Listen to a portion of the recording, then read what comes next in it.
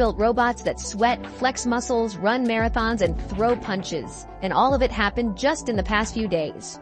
From Clone Robotics' lifelike android to Unitree's upcoming robot boxing match and a half marathon where bots race alongside humans, this is the week humanoid robots got a little too real. Alright, so if you remember Clone Robotics from before, the ones behind that crazy lifelike torso too, well, they're back at it again. This time, they've gone full humanoid with something called the Proto-Clone. It's their first full-body musculoskeletal android. And yeah, the goal is to copy human anatomy as closely as possible. Basically, they're trying to build a robot that moves and functions like a real person. They've built it with a polymer skeleton that mirrors all 206 bones in the human body. Well, mostly, with a few fusions here and there to keep things practical. And to make it move like us, they gave it over 1,000 artificial muscles called myofibers. These are fluid-powered, kind of like McKibben muscles, and they work in a way that mimics how real muscles contract. That setup gives the Proto-Clone around 200 degrees of freedom, which basically means it can bend and twist in a ton of different ways, just like a human. On top of that, it's packed with more than 500 sensors, depth cameras, pressure sensors, inertial units, all working together so it can understand what's around it and respond in real time. Now, what's really interesting is that Proto-Clone's V1 doesn't have a face, just a black visor. Some folks like that because it looks sleek and doesn't venture into that uncanny valley. Others find it even creepier somehow, but let's not open that can of worms just yet. Another weird but cool feature is the water-based cooling system. In theory, it's like a robot that can sweat to release heat generated by its own muscles. Right now, they're using pneumatics to power its motions, but they're reportedly planning to switch to hydraulics later, which might be quieter or more efficient for bigger loads. But not everyone on the internet is buying the hype. A lot of people are pointing out that it can't yet stand up or walk without support.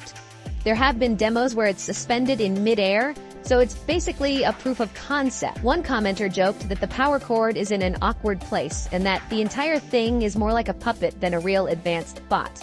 Others say that although it might be a little creepy, it's definitely a step forward in exploring new kinds of actuators beyond the typical electric motors we see in most robots.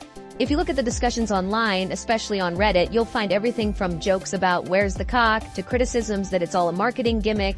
People are dropping references to Westworld, saying it's basically the same vibe as the androids in that show.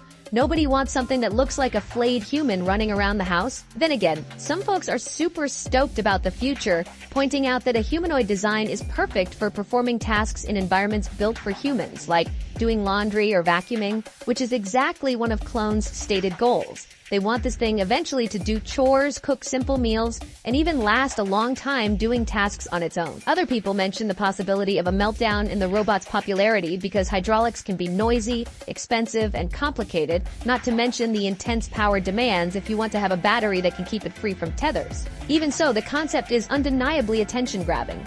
Some watchers say that if the myofiber muscles become robust enough, we might see a real leap in the next decade or so. Moving on from the world of hyper-realistic musculoskeletal robots, let's talk about something that's both entertaining and slightly bizarre, a planned boxing match between two humanoid robots. The Chinese robotics company Unitree Robotics is hyping up an event they're calling Unitree Iron Fist King Awakening. They've posted a brief teaser showing their smaller humanoid robot, the G1, about 1.32 meters tall, sparring with a human and then going head-to-head with another G1. It's not the smoothest action, and the bots are definitely not as nimble as a real boxer, but they do get right back up after a knockdown, which is kind of impressive. The biggest issues seem to be with reacting fast enough to dodge punches and then balancing again after a blow. It's basically a balancing and sensor processing challenge right now. But Unitree claims they're improving the G1's full-body movement control and using motion-captured data sets to teach the robots more lifelike moves, including some dance steps and even a bit of kung fu. They're planning to live stream this boxing match in about a month, though they haven't given all the details on exactly which model of robot they'll use. They also have the bigger H1 robot, which stands around 1.8 meters tall, but maybe that's too big for the ring. Some folks online have commented that it's basically going to be a comedy show if these robots can't keep their balance. But I don't know, if Unitree polishes up those reflexes, we could end up with a decently entertaining matchup. And who knows, maybe we'll end up with a full-on robot fight league in the future. A lot of people find it cringy and are worried it's some big publicity stunt, but let's be real. it's definitely going to get views. And if you thought fighting robots was interesting, wait till you hear about a half marathon in Beijing, E-Town, that's going to feature human runners and humanoid robots side by side. The organizers are calling it the 2025 Beijing E-Town Half Marathon and Humanoid Robot Half Marathon, and it's set for April 13th.